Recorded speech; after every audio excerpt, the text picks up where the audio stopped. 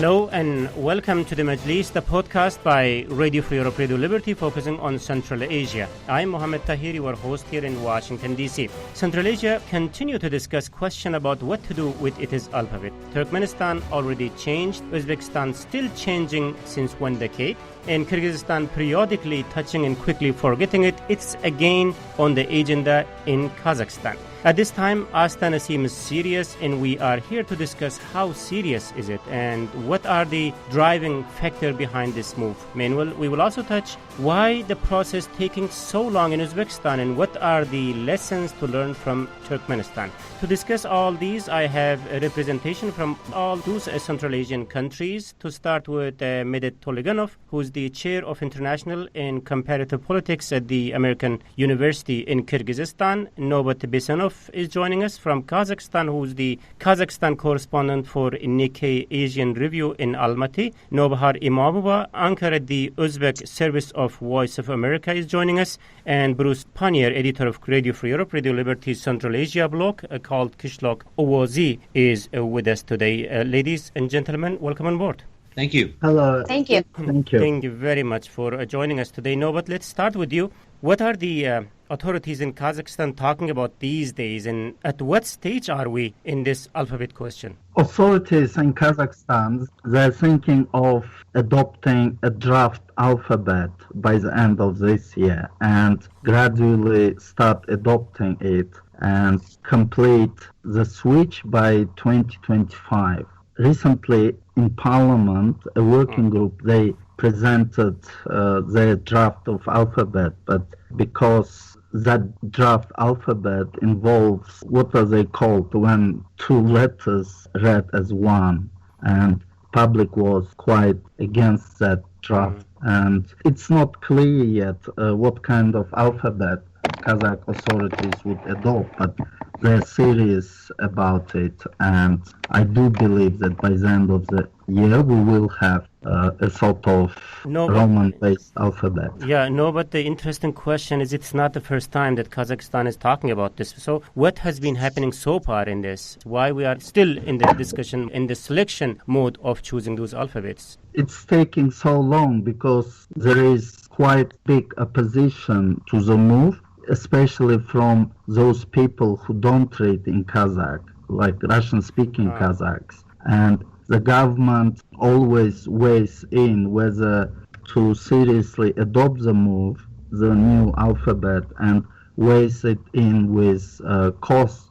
These times, experts I've been talking to, they believe that Kazakhstan is experiencing economic crisis, and one of the reasons for logic behind the move is to distract people's attention away from current political and economic problems in Kazakhstan. But I think this time the government is serious about the move. Okay. Medet, if you would like to comment on what Nobat has just said about the seriousness of Kazakhstan or the difficulties that he mentioned. But my other question would be to you is earlier we have also seen similar discussion taking place in Kyrgyzstan, but it appears forgotten at this stage. How serious is this question in Kyrgyzstan? Well, maybe comparatively it's not very much serious compared to Kazakhstan. It just occasionally, as you noticed, it just comes on and off.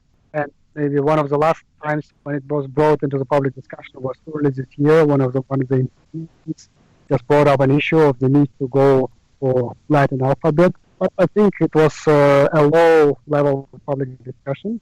Although, of course, there is a more or less consistent group in society who think that there is a need to move for that, but it never translates basically to a more or less consistent policy discussions that we need to do something more or less systematically in terms of moving towards the Latin alphabet. And in reaction to what MP has been saying earlier this year, the President of Zimbabwe publicly noted that, we will not move for Latin alphabet.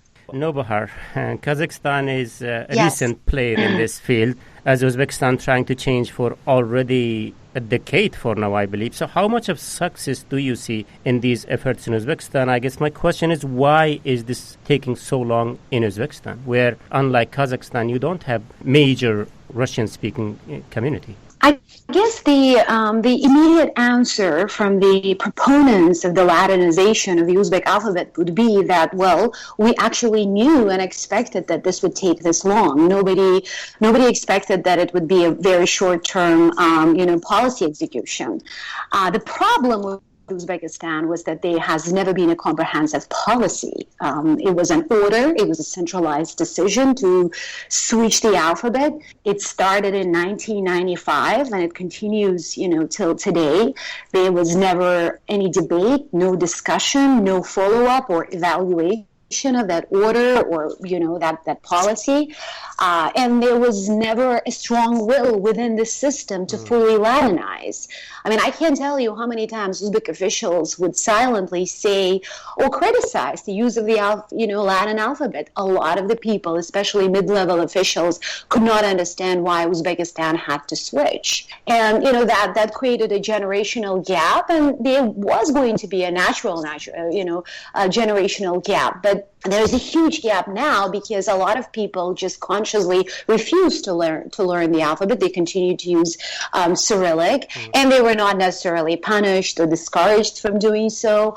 Lack of literature, lack of textbooks, and of course the reforms in the educational system were also very confusing for many people. So many people seemed to be forced to use the new alphabet, and that did not necessarily lead the country to the expected outcome, which was basically to fully Latinize within the next decade. So there were a lot of issues, and those issues continue to exist. But the reason that, Uzbekistan wanted to switch to Latin alphabet was that in the early 1990s, just like many other newly independent countries, Uzbekistan was fully focused on getting close to the West, the international community. Latinizing the alphabet was one of those critical steps to be taken to show the world that, Uzbekistan was determined to strengthen its sovereignty, and also to demonstrate to the rest of the Turkic-speaking world that we want to be closer to you, specifically to Turkey. And many geopolitical changes, specifically, for example, President Karimov's increasing fear of Turkey because it was supporting the opposition, I believe changed his mind. He never spoke about the Latin alphabet. We never heard from any officials, even today, no minister, no Uzbek official comments on this. There was this vague approach to this script. But now, for the past 1 year, what we see is that this increasing use of the Latin alphabet. Most of the the government websites offer Latin alphabet, Uzbek Cyrillic, and Russian and English. So Uzbekistan at this point is equally using both scripts. And I think it's too early to say whether it has been, successful or not successful, but it's been very confusing for the society in general. The question about the confusing is very interesting. So what has been the implication of this confusion, let's say, on public? Well, what you see is now that especially a lot of people are on social media and they communicate with each other, in written form, they write to each other. And what I see as a journalist and as an Uzbek journalist is that this illiterate way of communication, I mean, I can't put it in any other way. You have many people, millions of Uzbeks, who can't master either, who do not master either. So people cannot properly write in Cyrillic, people cannot properly write in Latin. And I'm talking about a generation that grew up, let's say my generation, right? I'm 1978 born. I was 13 when Uzbekistan became independent. For me to learn the new script was a natural thing. And because I was also learning English, mastering Latin was not a big deal. And let's just say that if the majority of Uzbekistan is under the age of 45, they shouldn't have that much difficulty learning the Latin alphabet if the education system was obviously, pushing it and, promoting it and teaching it. But because of the degradation of the educational system, and you have two ministries in Uzbekistan focusing on this, right? You have the Ministry of Higher Education and you have the Ministry of Public Education. And none of these ministries ever discuss this topic.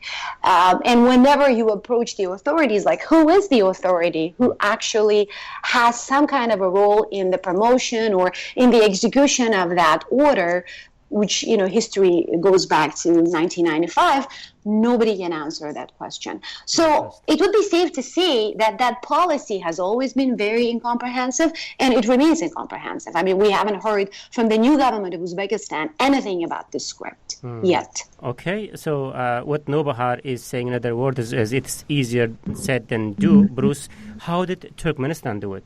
Well, I mean, of course, they moved over a long time ago, about the same time as Uzbekistan. I think even prior to Uzbekistan, they were already moving into that. I mean, like Nabahar said, one of the big problems you got is you create this artificial generational divide, where there's people who are learning the new script and obviously they're the younger people who are attending school. And then you have this older generation who was probably schooled or most of their education had taken place in the days of the Soviet Union. So the older people tend not to take a lot of time to learn the Latin script. And there's still a great deal of material available out there in Cyrillic, and some of the newspapers do use Cyrillic still. So it's not much of a motivator for really both generations. If you learned the Latin script, you're probably not likely to spend a lot of time trying to master the Cyrillic script, especially because you know that it's going away. If you're from the older generation and you know the Cyrillic script, you're probably not likely to spend a lot of time to learn the Latin script, just because you figure there's a lot of material out there and you'll be dead anyway in 20 or 30 years. So what's the point of going through all this headache of trying to learn this new script? In Turkmenistan's case, there's another problem, that the better literature is the literature that was produced that was printed, I should say, during the Soviet times, because, of course, there was a wide variety of topics. They translated all kinds of works from different authors in different fields, and whereas now, of course, as we know, most of the literature that is produced in Turkmenistan that's actually printed in Turkmenistan is this literature that focuses on the leadership. So, Ruhnameh is one example, but Berdi Muhamedov is certainly not behind in his alleged authorship of a lot of books, too. And this is the stuff that's available, which is really too bad, because it really doesn't, to me anyway, it doesn't seem like it would motivate me to learn Latin script if I knew Cyrillic, knowing that the books that I was probably going to be able to read would be Berdi Muhamedov's book on tea, or the Ahalteki horse, or just what a great guy he is in general, or something like that. So they're not reprinting the works of Pushkin, say, from Cyrillic into Latin alphabet in Turkmenistan, because most of the printing is given over to the works either by or about the presidents of the country. Yeah, but Bruce, if you don't learn Latin alphabet, you have no chance of unemployment in Turkmenistan these days. Then not learning creates another problem. Well, I agree with that. And like I said, they're teaching it in schools. So certainly the younger generation, the people that are going to school now or have been in the last 10 or 15 years, would know the Latin script so they could read a newspaper, things like that. So they do know it, yes. But as far as the availability of a wide body of literature, even if you were studying science or some of these other fields, I'm not sure how much access you would have to printed material in Turkmenistan at this point. In fact, you might still have to work off of Latin texts or have mastered another language where you would have access to Russian, say, or something like that, so that you could read those texts. Because, again, Turkmenistan is not reprinting works on chemistry in the Latin script, or not very many, certainly not in sufficient volume. Yeah. So that's the problem there. Okay, no, but what model Kazakhstan is talking about? Is there any discussion about the Turkmenistan model in this, or Uzbekistan experience when they are talking about the switch? That's the thing, that those who oppose this policy of Latin alphabet, they do cite either Uzbek or Turkmen example and say half of the population are illiterate, all that. But the Kazakh government is taking a different approach and is going to adopt the new alphabet methodologically, in that the government promises at least 1 month courses for all adults who are out of school, and in schools it would be also adopted gradually, starting with primary school, and at some point those who are studying in secondary school, like, they would be learning the alphabet, the new alphabet, in parallel. So I think the Kazakh government is taking into account problems that exist in Uzbekistan and in Turkmenistan.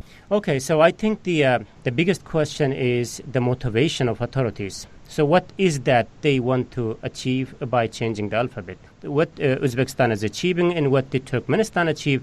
In other words, what are the pros and cons of this effort? We will continue the Majlis discussing these and many other questions shortly. Hey everyone, before we get into the second part of the show, just a quick reminder that if you really like Majlis podcast, there's a real chance that you will also like my other radio show that's called Gandhara Podcast. The show discusses latest developments in Pakistan and Afghanistan from local perspective. And the podcast is published in every second week on Radio Free Europe, Radio Liberty's Gandhara website. It's a totally must-follow discussion for foreign policy nerds with interest in the region. First, let me recap the debate that today on the Majlis we are discussing efforts in Central Asia to switch to Latin alphabet and reasons behind. And joining me in the discussion are Medet Toliganov, who is the chair of International and Comparative Politics at the American University in Kyrgyzstan, Novat Besenov, Kazakhstan correspondent for Nikkei Asian Review in Almaty, Nobahar Imamova, anchor at the Uzbek service of Voice of America, and Bruce Pannier, editor of Radio Free Europe, Radio Liberty's Central Asia blog called Kishlok Owazi. I am Mohammed Tahir, host of the Majlis here in Washington, D.C. Welcome back, ladies and gentlemen. So to start with you, Medet, the bigger question is, in your opinion, personal opinion, is it a good move in general to switch to Latin? Well, there is perspective, of course, on this issue. I think those who are trying to propagate this issue is for political motivations. The pros are there's some apolitical linguistics that it better suits a new maybe alphabet which can be invented than the current existing one using Cyrillics. There is a political motivation which also calls for the Latinization as a way of decolonizing. But the opponents, they quite often point to the economic aspect of it, the cost of it, and then the impossibility maybe to bring it as a consistent policy, as we discussed in the case of Uzbekistan. So in my personal view, maybe that's not a real issue at the moment, because in terms of, we consider general, there is nation building processes. There are a lot of other issues which country is facing. And in the moment we are facing now in more than 1 week from presidential elections, and moving forward with how the country is defining where it stands in the region in its relations with Russia, how it's building its national and ethnic policies, and how it's trying to manage its ethnically plural societies. I think bringing up the issue of Latinization may be not appropriate. I don't see any tangible benefit in the near future, because you can be close to Latin or Cyrillic using words regardless of which letters you're using. So it's not an issue. And maybe the issue of the Latinization is quite an appeal for the internal audience, for specific moments when some leaders are trying to bring in some dynamic of nationalism. Mm-hmm. Mohammed, if I may add, sure. In Kazakhstan, neither in Russia, anyone considers switching the Kazakh alphabet to Latin as a political issue. Everyone agrees it's internal Kazakh language issue.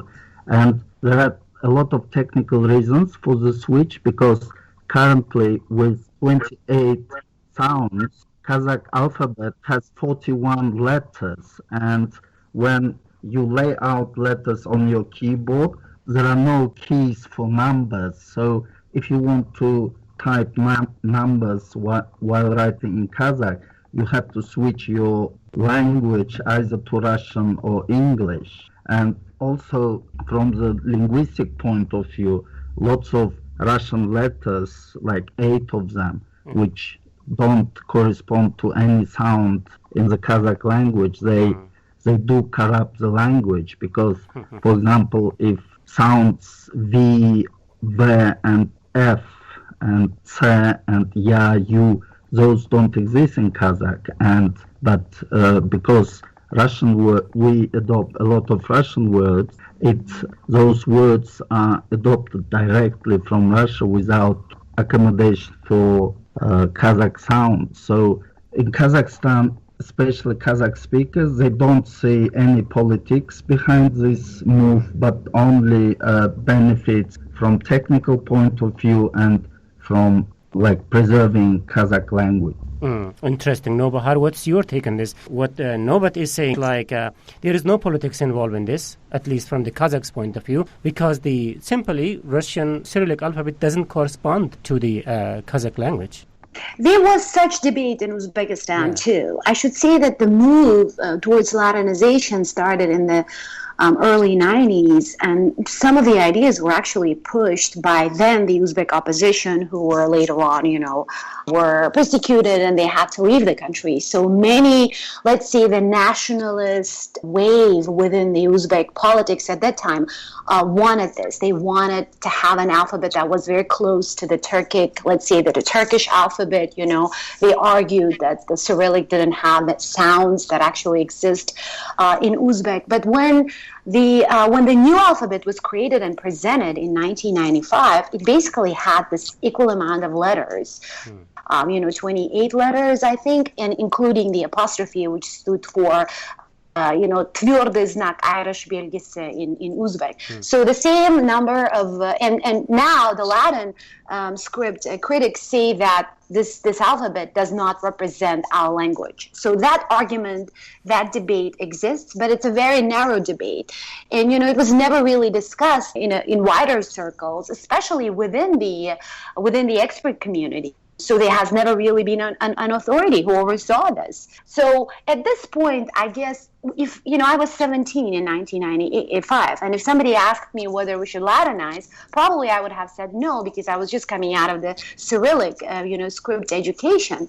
But now that, it's been 22 years and we've sort of been dealing with both, I would say that let's evaluate the policy, let's look back at what we have done so far and come up with a more comprehensive program. And because it would create chaos if Uzbekistan decided to go back to be fully Cyrillic, or to immediately radically drop Cyrillic and fully Latinize. I think that process needs to be reviewed, and that process needs to be run by the people who actually know this and who are capable of overseeing the process, because it cannot just continue being a bureaucratic sort of a requirement, which is what it is now. Yeah. Bruce, let me bring you on here. I'm getting two different opinions. One from Kazakhstan, where Nobat say that this is a pure need for Kazakh people, simply because the Cyrillic alphabet doesn't correspond to the linguistic needs. And on the other hand, in Uzbekistan or some other places, it's also kind of a political issue. So where you are in this discussion?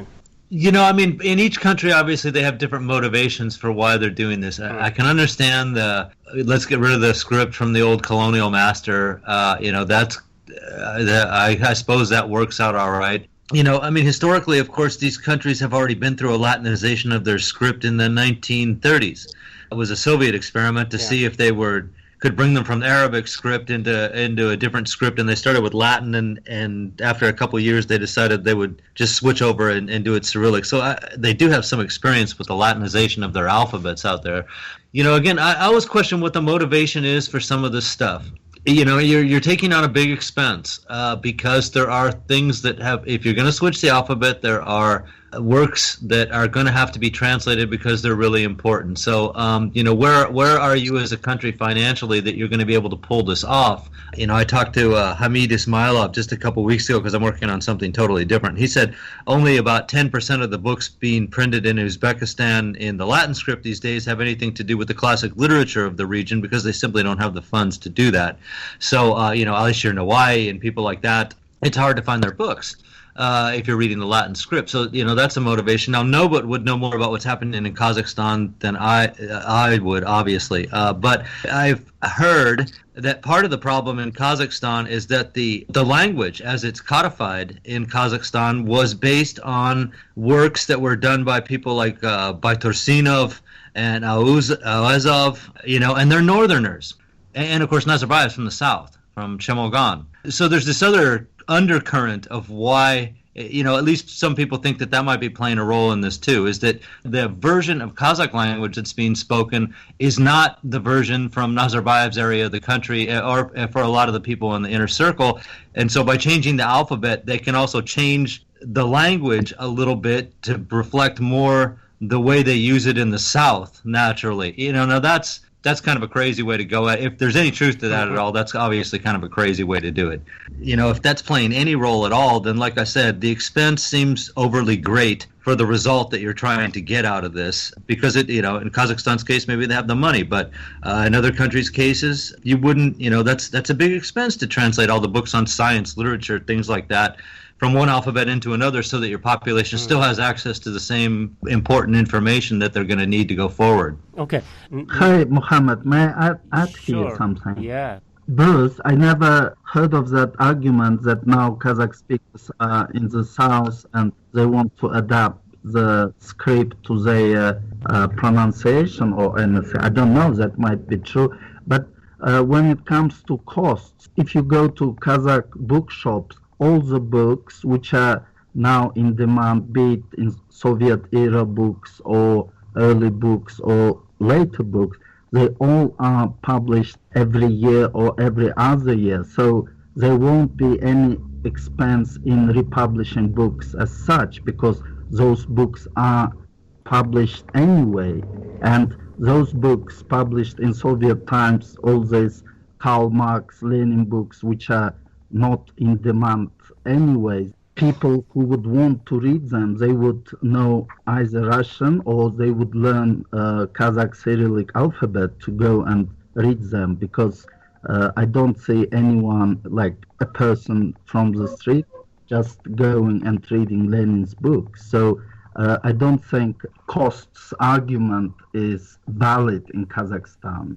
And as someone who writes in Kazakh, I do see technical problems with using Cyrillic in modern day computerized world. So neither politics nor costs could be cited as arguments in case of Kazakhstan.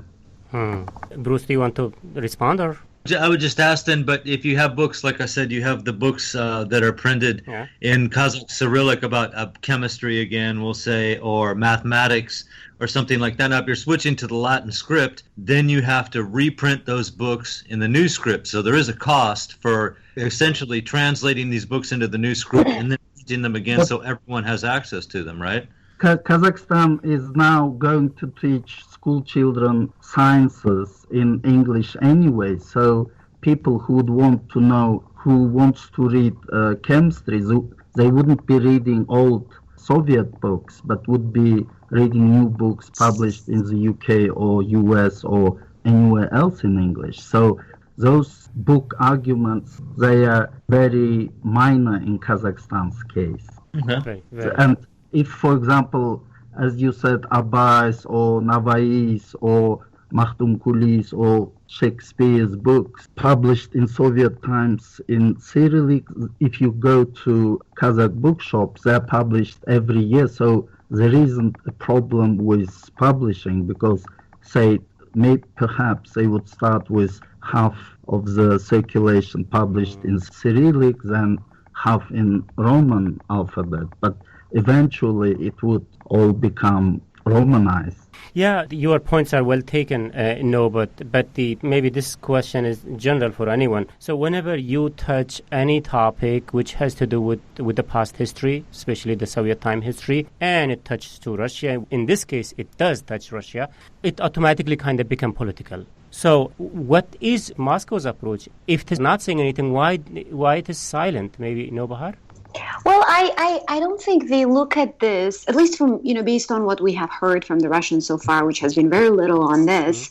But in general, whatever the countries are doing to prove their sovereignty or to, let's say, to decolonize, to show to the world that they have their own, policies and the national plans for development, they're very sarcastic. They usually are very cynical. We've heard things like, well, you will still need our language. You still are under our informational influence. So they do point to the fact that the Russian is needed. The language still makes a lot of sense, in this part of the world. And they look at Central Asia as still their backyard, right? Many Russian politicians would probably say that.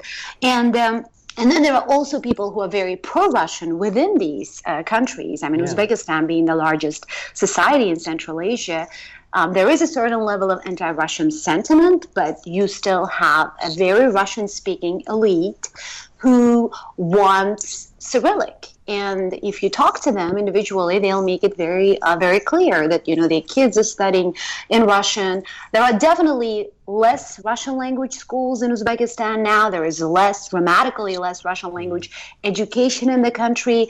And about 10 years ago, specifically right after the Andijan event, there was this move towards Russia, right? Uzbekistan was opening its arms to Russia again, and Russia was becoming closer than before to the Uzbek government. And there was a certain level of pro-Russian wave in Uzbekistan. So all those factors are still very much at play, I would say.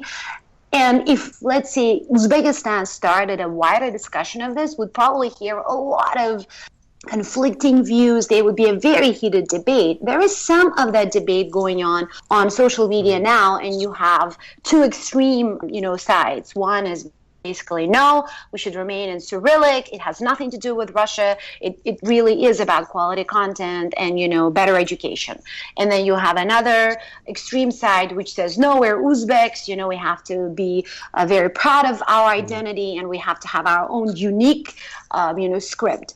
So we're not hearing enough from the people who are in between, and that's something that we journalists should pay more attention. And it'll be in 1989, Uzbek became the national language of Uzbekistan. So during October, usually around this time, there is always a renewed discussion of this topic, and I'm expecting that we'll have many of them in the coming days. But what is very clear, especially listening to my, Kazakh colleague here and to Bruce, reforms are costly. And the script switch will have to be a part of the educational reform. And if the governments were really serious about reforming their educational system, not just cosmetically, not just, doing some 2 or 3 specific programs, but fully reform the education system, they will have to take this very seriously. And it will cost. It's not just about publishing, books in the Latin script. It will have to involve much more than that. Policy-wise, I think, it has a lot to deal with the political will that exists in each capital. When you have a government like that we have in Uzbekistan, where the officials, especially mid-level and above, mainly function in Russian and they write mainly in Cyrillic, this will be a very hard thing to do. Unless, of course, President Mirziyoyev comes out and he says, let's go Latin fully. In that case, then everybody will be forced again to do something about it. And that won't be the right move, I would say, as an observer. I think the country needs a comprehensive plan, as I said at the beginning. Okay. But, Navbahar, yes. I think we are confusing a little bit between Russian language and Uzbek or Kazakh.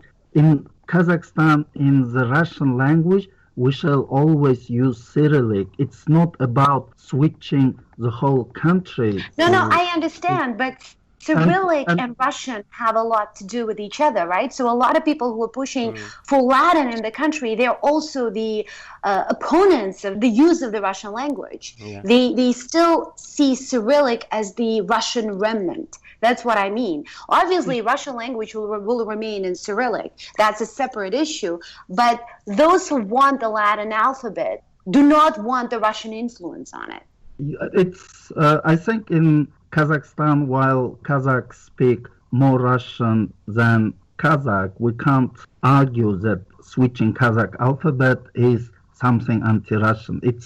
There was no Kremlin reaction, there was no official reaction from Russian foreign minister, because they do understand that Kazakh language should write in whatever script they want, and because they understand that Kazakhs would still be speaking Russian and no Cyrillic alphabet. And coming back to the costs issue, Kazakhstan recently held Expo exhibition, spent officially $1.3 billion, and people did question why the government spent so much money on that. So when the government is spending such huge money on vanity projects, I think costs of switching the alphabet and somehow helping revive the Kazakh language, there shouldn't be an issue of costs. Whatever might costs be, I think they would be justifiable. Okay, interesting. So, Medet, you've been quiet today. Now, you have heard some emotional responses representing the both camp, and alongside Kyrgyzstan, we also not hearing anything in Tajikistan. It just remains out of the picture. Why is that? Well, just my suspicion will be that Tajikistan is part of the Iranian world, and therefore maybe Latin is not the only option. But it also gives another complication source of the switch to alphabet other than Latin, which they have also options to do. But in terms of Kyrgyzstan, as I noted, there is a political underlying aspect of this latent discussion. Of course, Kyrgyzstan is a bit specific. That's why I was a bit more silent today. We don't have more or less clear stated policy. We have occasional discussions about it, but they never reach a certain point of moving anywhere. But somehow they may be expression of certain rising nationalism in this regard. But I would say that nationalism in Kyrgyzstan is mostly like inward-looking, not outward-looking. In that sense, maybe it's not like pointing to Russia as an issue. Although some groups in Kyrgyzstan, they talk about decolonization as one of the reasons why perhaps we should move to Latin alphabet. But I think there have been mostly some people in Kyrgyzstan who are concerned with the status of the language, of Kyrgyz language. So we're mostly preoccupied with general use of the language, not so much of its symbolic or maybe technical, let's say, representation of the language through its alphabet. And the use of the language within the public sphere was one of the concerns, which has been slowly taking place in Kyrgyzstan in the last decade. And now it's becoming more and more the language of the civil service. But whether the next stage of, let's say, a nationalist outlook towards the language will pay attention to Latinization as a maybe specific issue on its agenda, that's mostly, I think, the question which will be reflected into more not inward-looking but outward-looking realm of the nationalist discourse. What is our relations generally within the nearby world, so with the region, with maybe Turkey, with some other Turkic-speaking and Latin-using countries, and what's our relations with Russia? I think that will define maybe the future perspective of attitudes of most of the stakeholders on this issue in Kyrgyzstan. Bruce, about Tajikistan, there are many things going on reflecting the will by the authorities of nationalizing even some aspects of the public life. But they kind of fell short on touching script, for example. If Latin is not their choice, they could also think about the Arabic alphabet to get closer more to Iran. So why this discussion is out of agenda in Tajikistan? Well, I mean, the easy answer to that is probably they have more than enough problems that they need to be dealing with right now. It's their economy is perpetually in bad shape. A lot of other problems that are left over from the Civil War, infrastructure problems, things like that. But I think you rightly pointed out, see, that this is one of the big differences between Tajikistan and the other countries, is that the Turkic-speaking countries of Central Asia have a model in actually Turkey of having adapted a Latin script to fit their language. So they already have something they can look at, whereas except for the brief experiment in the Soviet Union in the 1930s, there is no Latin model for a Persian-based alphabet right now. So I could see them making the jump back to Arabic script, but it would be a little bit more complicated to try to create a Latin script that fit the Tajik language, because we don't have, the Iranians don't have something like that. In Afghanistan, Dari is not written in Latin script. So it presents an additional challenge of having to. There is no model, really, for trying to do this, unless they want to go back to the 1930s and see how the Soviets did it. And I would think for nationalism reasons, they wouldn't even want to touch that one. But like I said, ultimately, Tajikistan has a lot of issues that they need to resolve, and I wouldn't, this shouldn't even be anywhere on the table in that country. They have a lot more important things to take care of. Okay. Thank you very much for your insight, Bruce Pannier, editor of Radio Free Europe, Radio Liberty Central Asia blog, Kishlok Owazi. Big thanks goes to Medet Toliganov, who is the chair of International and Comparative Politics at the American University in Kyrgyzstan, Novat Besenov, Kazakhstan correspondent for Nikkei Asian Review in Almaty, Nobahar Imamova, anchor at the Uzbek service of Voice of America, for your time in Tatsk. Thank you. Thank you. Thank you. This is it from me, Mohammed Tahir, host of the Majlis, Radio Free Europe, Radio Liberty Central Asia podcast. Until next week, bye-bye.